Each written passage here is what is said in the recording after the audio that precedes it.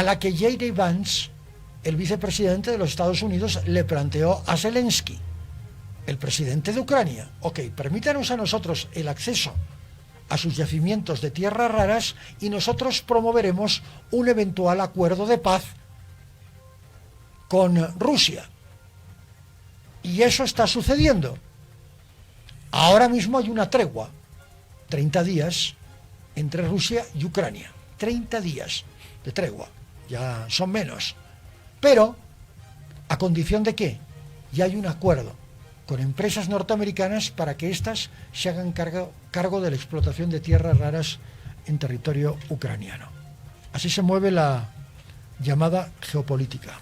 Don Felipe Limarino es analista internacional, se ha tomado mucho tiempo para venir a estar con nosotros, lo cual yo valoro mucho. Gracias, Felipe. Buenos días. Buenos días, Ramón. Gracias por invitarme nuevamente. Un placer estar aquí. Bueno, si las transacciones a nivel internacional funcionan de este modo, pues mejor que lamentar muertos, ¿no?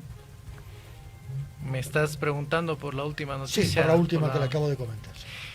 Me gustaría leer el artículo, en serio.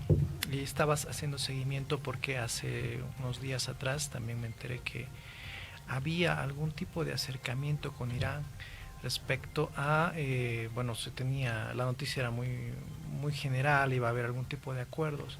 Creo que pasó una semana y ya salió esta noticia de que Irán estaba dispuesto a realizar exploraciones de tierras raras, ¿no? En nuestro país. Bueno, Irán está incursionando en esto. Tampoco es que ya tiene mucha experiencia al respecto. Me puse a averiguar. Hay otros países que Rusia, China, en particular China, ¿no? Que es el primer país que tiene tierras raras a nivel mundial. Tienen más experiencia, más tecnología. Entonces, claro, hay cuestiones que no parecen muy claras al respecto, porque si haces, en este caso en relaciones internacionales, tú dijiste un término latino, quid pro quo, sí, ¿no? Sí, una por otra. Sí, una por otra. Entonces, habría que tener muy claro qué es lo que Irán está pidiendo a cambio de lo que está dando, ¿no? Pero eso es algo que quizás no sepamos muy claramente, solo podemos inferir. Las altas esferas lo saben ciertamente, ¿no? Pero el artículo sí me gustaría leerlo. Se lo voy a compartir. Por favor. Ahora, vámonos, dejemos a Bolivia aparcada por un instante y vayámonos al escenario de conflicto, son dos, muy claros: la guerra entre Rusia y Ucrania y la reactivación de la guerra entre Israel y Hamas en Palestina, con nuevos ataques y este fin de semana durísimos, durísimos contra el territorio palestino. Territorio que hace venir, ¿no? Israel siempre. Sí, no, seguro. Hubo una tregua, pero esto ya se ha terminado. Que Israel siempre va a terminar cuando disponga, ¿no? Es así. La comunidad internacional propone e Israel dispone. Así es. Esto es así, ¿verdad? Siempre ha sido así y no creo. Y además, como tienen el apoyo de Estados Unidos y de algunas potencias occidentales como el Reino Unido y Francia, siente Israel que todavía está mucho más protegido, el gobierno de Netanyahu, ¿no? También hay una presión, ¿no?, contra Trump, va hablando de Israel. Sí, claro. Porque por un lado no está muy claro, a pesar de las afirmaciones grandilocuentes de que Trump quiere convertir a la Franja de Gaza en la Riviera israelita, como la Riviera francesa lo es actualmente. No hay una certeza de que realmente pueda hacer eso. ¿Por qué? ¿No? Los israelitas en este momento, el lobby israelita también está, quizás en mucho tiempo, o quizás por primera vez, se lleva bien con Trump, pero al mismo tiempo no tiene claridad respecto a lo que quiere hacer y de lo que puede hacer realmente Trump. ¿Por qué? Porque en este momento todavía está comenzando el proceso, ya hay cierto avance, pero lo más importante todavía no se ha discutido. En Riyadh, en Arabia Saudita, entre Rusia y Estados Unidos. Y para que eso sea completo, porque estamos en un orden mundial cambiante, ya no estamos hablando de un orden hegemónico liderado por Estados Unidos, en segundo lugar Europa, ¿no? Estamos hablando de un nuevo orden surgiente entre Rusia, China, Estados Unidos y quizás de aquí a 5 o 10 años India. Entonces, tiene que llegar a acuerdos muy claros. Por un lado, Trump quiere de una vez que se cierre lo de Ucrania, y por el otro, Putin quiere que se cierre lo de Ucrania, pero no solo Ucrania, ¿no? Porque Trump quiere que se cierre Ucrania para estar libre para enfrentar a China en todas las dimensiones posibles. Mientras que lo que Putin quiere es que se cierre Ucrania, pero también quiere que haya un proceso de paz, unos acuerdos, unas líneas rojas bien establecidas en Irán. Porque, o sea, Irán es parte de ese vientre geopolítico débil que tiene Rusia y debe cuidarlo, ¿no? Es correcto. Además, hace poco han hecho una alianza estratégica, militar, tecnológica, así que sencillamente Rusia no va a dejar Irán a su propia suerte. Por esa razón, Israel está un poco, no sabe exactamente qué es lo que quiere forzar, quiere que las cosas se clarifiquen, ¿no? Por esa razón lanza estas ofensivas. Ayer, en una entrevista concedida a la cadena estadounidense de televisión NBC o NBC, Trump anunció posibles bombardeos contra Irán si se comprueba que este país está desarrollando armas nucleares. Textual. Si Irán se niega a reconocer un nuevo acuerdo nuclear, pasarán cosas malas, muy malas. Primera amenaza de Trump. De acuerdo a analistas expertos en desarrollo nuclear estadounidenses y algunos occidentales, hay un británico en esta lista, Irán está en semanas de tener una bomba atómica, una bomba nuclear. Bueno, no sería la primera vez que lo dicen. Abbas Araghani, que es el ministro de Relaciones Exteriores, ha contestado a Washington. Lo ha hecho a través de una carta de la cual se ignora el contenido, pero ya ha contestado Irán. Y la respuesta de Trump es: sabemos que ustedes están desarrollando una bomba atómica y que la intención que tiene Irán es usarla contra Israel. Felipe. A ver, un escenario creo que aquí catastrófico. Bueno, hay dos escenarios posibles, ¿no? Yo por el cual me inclino es que no va a haber una guerra contra Irán. No va a haber van a seguir existiendo este tipo de intercambios, pero van a existir líneas rojas muy claras. ¿Por qué? A ver, es que, y aquí me baso en las observaciones que hace Jalifa Rame, ¿no? Que es un gran geopolítico mexicano. Sí. Y hay que aclarar algo al respecto, ¿no? O sea, en política internacional las cosas idealmente se llevan de manera racional, ¿no? Tienes que razonar, sí. En la práctica también, ¿no? Sí. Pero en cuanto somos seres humanos, también se hacen de manera irracional, ¿no? La crisis de los misiles cubanos es un ejemplo de eso, ¿no? Es decir, cuestiones que no deberían haberse salido de control se salen por nuestra naturaleza humana, porque no podemos pensar infinitamente y estar en todos los lugares al mismo tiempo. Correcto. Entonces, los dos escenarios son estos, ¿no? Por un lado, hay conversaciones entre Rusia y Estados Unidos. A Rusia no le interesa simplemente acabar con la guerra en Ucrania, que además ella lo va a terminar en sus propios términos porque está en una posición de fuerza, sino que quiere establecer también criterios claros respecto a Irán, a ese espacio geopolítico, porque es su aliado y porque desde sus propios intereses nacionales, independientemente de Irán, es necesario que exista paz en ese lugar, ¿no? Que haya seguridad. Entonces resulta poco creíble pues que Estados Unidos, al menos durante la administración Trump, pueda ceder a las presiones de Israel, ¿no? ¿En qué sentido? Pues al igual que con la Unión Europea, Estados Unidos ayuda muchísimo a Israel, sobre todo con temas de logística y temas de intervención aérea. Tienes un sistema satelital increíble, le proporciona misiles, todo eso. Resulta entonces poco creíble. Ahora lo otro es pues que a pesar de todo ello, Israel se está preparando para bombardear con la colaboración de Estados Unidos, Irán, ¿no? Ese es el otro escenario posible. Para mí ese es el escenario más improbable. Eso no significa que no pueda darse, porque como les reitero, en relaciones internacionales, en geopolítica, no siempre priman la racionalidad del cálculo de poder, el cálculo de oportunidad, de los escenarios más optimistas, ¿no? A veces uno se deja llevar, ¿no? Y ese es el caso de la Unión Europea, ¿no? Que en este momento está realizando acciones. Ursula von der Leyen, por ejemplo, aprobó como presidenta de la Comisión Europea una inversión, un fondo de 800.000 millones de euros para rearmar Europa, ¿no? Que es completamente irracional en este momento. Es que la dimensión de la barbarie es tal, porque tú podrías invertir en infraestructuras, en educación. Bueno, sí, que es lo que necesita Europa. Europa. Que es lo que necesita Europa ahora mismo, porque tiene una política migratoria que debe ser atendida, y tú tienes un problema social gravísimo con la migración, y lo tienes que atender. Sí. La falta de trabajo, la crisis, la recesión global, etcétera, las medidas post-COVID, toda esta serie de cosas han confluido en un momento en una Europa que se siente muy vieja y desprotegida. Sí. Porque antes el gran protector de la vieja Europa era Estados Unidos. Y ahora Estados Unidos ha dicho, sí, yo protejo pero cobro. O sea, yo protejo pero hay que pasar por caja, no es tan fácil. Sí. O sea, mi aporte a la Organización del Tratado del Atlántico Norte es tan fuerte, tan importante, que si yo la retiro, ustedes se van a quedar con el trasero al aire. Y el enemigo está en las puertas, se llama Rusia. Así es. Y entonces la señora von der Leyen ha dicho, bueno, señores europeos, hay que armarse. Y Trump le dijo recientemente al presidente Pedro Sánchez, presidente del gobierno español, que España también se tiene que rearmar. Y Sánchez ha dicho, bueno, veremos qué podemos hacer con lo que tenemos.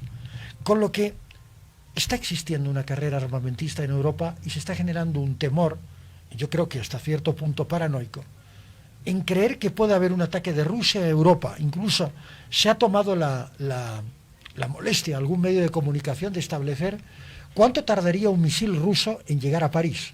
Exactamente 9 minutos con 30 segundos.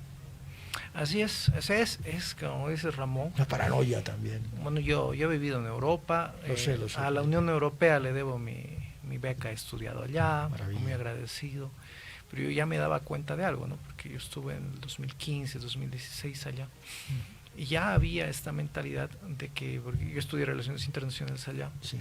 Y lo que me dejó un poco perplejo, por ejemplo, cuando hacíamos estudios sobre la proyección geoestratégica de China, es un ejemplo, ¿no? Para que entiendan nuestros, que nos están viendo. Me hacían leer libros estadounidenses en inglés sobre lo que Estados Unidos pensaba sobre China. Entonces yo le dije a mi profesor, ¿por qué no leemos por lo menos un libro de China sobre lo que China piensa respecto a Europa y Estados Unidos? Es una muy buena... es un cuestionamiento muy interesante, Felipe. Sí, porque habría que entender qué es lo que ellos piensan, ¿no? Pero ya había, es decir, una cerrazón al respecto.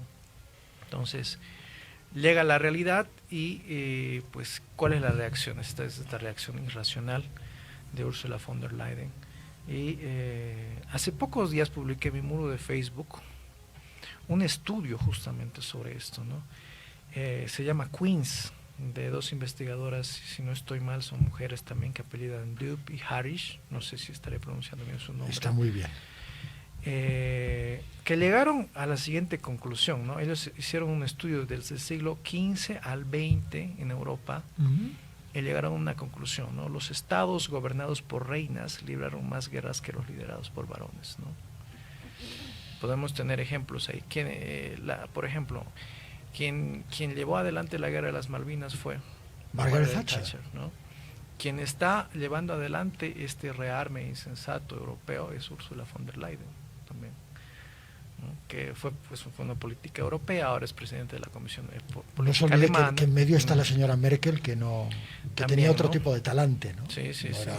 No era tan belicosa. Entonces, claro, el estudio tiene sus pormenores, los recomiendo, vayan a mi muro de Facebook, ahí está Felipe Limarino, búsquenlo. Yo no tengo Facebook, pero me lo puede enviar para que lo lea a través...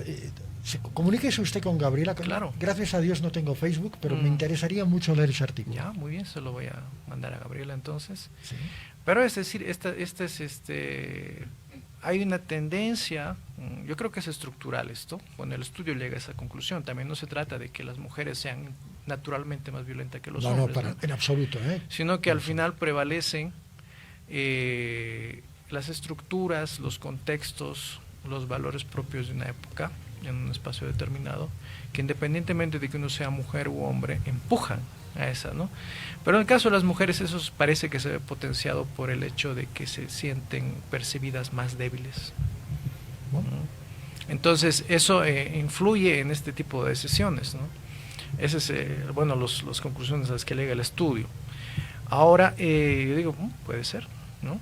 Puede ser que eso también, o sea, es uno de los factores, no estamos diciendo que sea el único y el preponderante, ¿no? Usted lo ha estudiado, por lo tanto, Sí. algún rigor científico Sí, debe tener. ahí está, ¿no? Le doy ahí está el le doy estudio en mi credibilidad. Facebook, pues, el link, todo eso, desde la Universidad de Queensland, creo.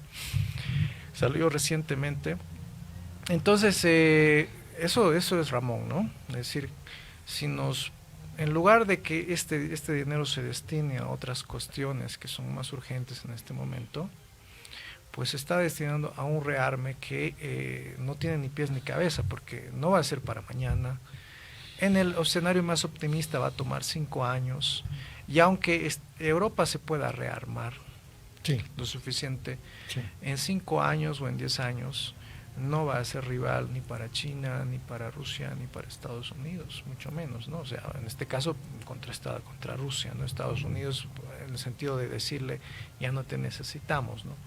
Porque lo que actualmente necesita es una dependencia muy fuerte de Europa, además de que es una industria armamentística muy disgregada. Cada país tiene su propia industria armamentística, si es que la tiene, en el caso de Francia, que está también muy menoscabada. Inglaterra, desde que Francia se retira se está retirando, ya casi está abandonando completamente el continente africano, Sí. ya no tiene acceso a tierras raras, que son muy necesarias para su industria armamentística y su tecnología también. Entonces, es algo que no se ve factible, ¿no?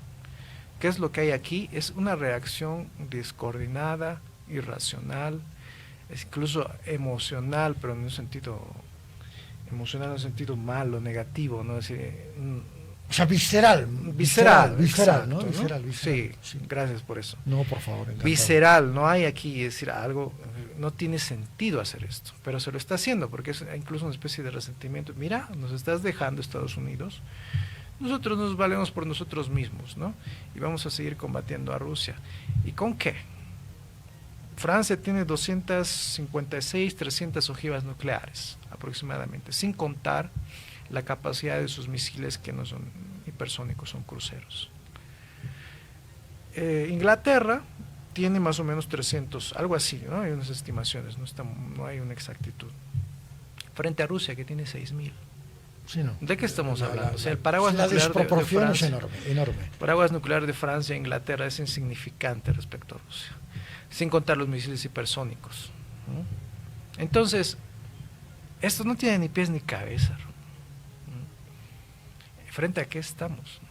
Esa es una gran pregunta. ¿Frente a qué estamos? Sabemos a quién, pero no a qué. Y el a quién a mí me parece muy preocupante, porque tienes gente que raya la megalomanía, ¿no? Y esto es muy peligroso. Y esto puede significar, por un lado, que realmente, como todos los procesos históricos en nuestro, sí, para nosotros, cuando seres humanos, el inicio de un proceso histórico de decadencia, ¿no? Yo creo que ya hace tiempo que hemos entrado ya. Hemos arrancado el siglo con mucha ilusión. Luego tenemos un momento traumático en el 11 de septiembre de 2001, y de ahí todo lo que se convirtió en la guerra contra el terrorismo de George Bush padre, luego deriva ya en George Bush hijo, y en fin, en una serie de degradaciones de las relaciones internacionales muy profundas, ¿no? Sí, puede ser. Por establecer un punto de partida. Es posible que estemos frente a eso, pero también puede ser que Europa pueda remontarse, ¿no? Muy claro, que pueda darse cuenta de que ya no debe estar bajo la égida de Estados Unidos, sino que debe buscar sus propios derroteros en la historia, algo que después de la Segunda Guerra Mundial le parece pues es algo a lo que no se ha habituado, ¿no? Antes ella llevaba adelante el desarrollo del mundo, ahí se producía tecnología, cultura, durante casi 300 años la modernidad, la ilustración. Luego Estados Unidos acaparó eso como buen heredero occidental, pero ahora ni Estados Unidos ni Europa se sienten en la capacidad de hacer eso, y estamos ante una crisis, ¿no? Y esto es expresión de una crisis. No hay el rearme europeo no es factible en sí, es un gasto insulso. Y en medio de todo esto, pesadito, hay esto. No es la Biblia. Jeffrey Archer durante años fue un lord, fue miembro de la Cámara de los Comunes en el Reino Unido, incluso fue nombrado Sir por la reina. Es un autor naturalmente de ficción que escribe un libro que se llama El Cuarto Poder, que tiene que ver con el poder justamente de los medios de comunicación y cómo ese poder de los medios de comunicación gravita en las decisiones de los gobiernos. Absolutamente recomendado y recomendable. Lo encontré por ahí y decidí que me acompañara durante mis viajes en teleférico y en Poma Katari, de arriba a abajo, recorriendo la ciudad, tratando de encontrar respuestas que en muchos casos no están en las calles, pero sí están en los libros. Y también en gente como Felipe Limarino, a quien agradezco mucho el que haya estado con nosotros. Gracias, Romo. Gracias por venir. Gracias por invitarme nuevamente. No se olvides de Queens, del artículo. Muy bien, se lo mando. Gracias. Por cierto, una queen muy belicosa fue la reina Victoria. Sí, ¿Verdad? ¿Verdad que sí? O Isabel la Católica también. Sí, bueno, sí. Incluso más que el rey Fernando. Muchas gracias por haber estado con nosotros. Gracias, Felipe, Ramón. siempre es muy agradable.